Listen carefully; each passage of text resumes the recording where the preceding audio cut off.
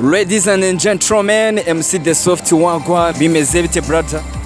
Fresh nari. Umeze neza? Okay, right. Reka dukomeze gato kuri Mubera. Sister makuru. Makuru ni meza. Umeze neza? Cyane. Vibe ni zose? 4. Fresh ni zose? Ngutemo mukanya se? Baya nta kibazo. Ready? I'm ready. Kuseka neza se? Ekada simbya buri gang. Ubikura he? Narabivukanye. Ko wambaye neza se? Nyine bisabishora. Okay. Hello beautiful. Hi. Amakuru. Ni meza. Kuri mwiza se? Urakoze. Nose ko wambaye neza noneho. Shayine tu. Thanks. Okay, uyu ni MC The Soft muvugana. Bro, amakuru se? Nkubaze ikibazo kimwe nsubize. Mbaza nari. Okay. Nkubaze muri sport cyangwa tujye muri entertainment? Aho nshaka. Reka tujye muri entertainment. Okay. Yeah.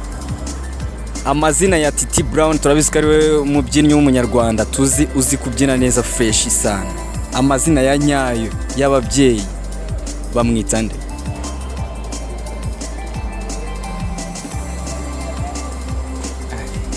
Ntabwo nyizi kabisa. Try. So iryo nzi Titi Brown gusa. Ni Titi Brown, iryo ni izina rya stage. Okay, reka tukomeze. Urahiye? Okay, twagiye. Ngutemo. Yeah. Ni iyihe tariki abanyarwanda n'abanyarwandakazi bifurizaho isabukuru umukuru w'igihugu? I don't know. Ntayo uzi. Okay. Sisa dukomeze.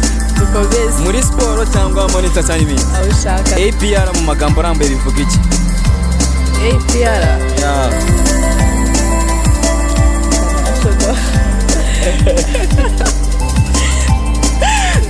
Dutemo vava fresh ni?